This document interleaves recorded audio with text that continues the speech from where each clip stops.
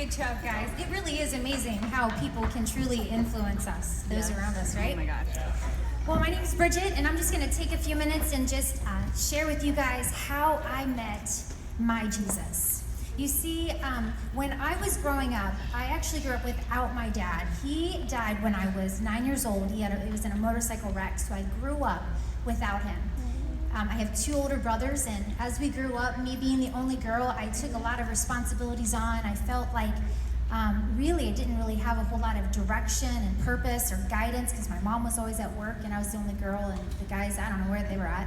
But so I grew up kind of in this home where I felt responsible and heavy with everything. It wasn't a Christian home. We didn't talk about God. We actually didn't even talk about things after my dad died.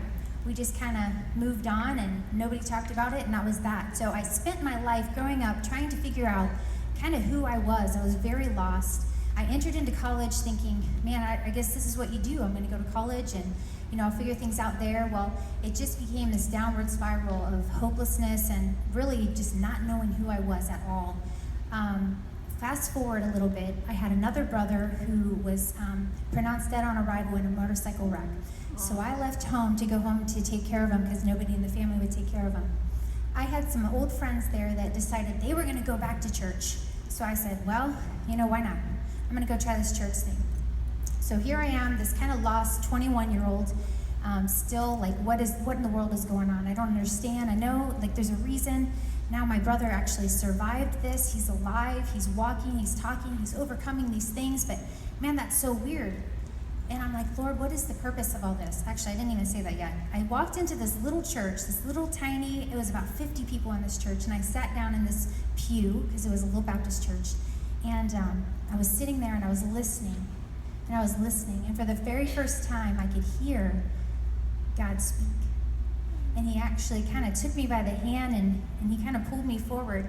And I found myself walking up in front of all these people in this, well, really 50 people, in this little tiny church, but I heard his voice. And he actually started speaking to me and telling me who I was, that he had a purpose and a plan, and that the whole time that I thought I was fatherless and that I was hopeless, he actually was with me, that he had never left me, he had never forsaken me, and he had a plan the whole time, and that he was going to use everything that happened in my life, even those moments when I was suicidal and wanted to take my own life.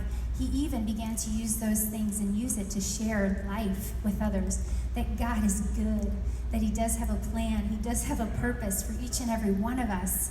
And so today I want you to know my Jesus, because he is the Jesus of hope, he is the Jesus of peace, he is the Jesus of love, and we want you to meet him today.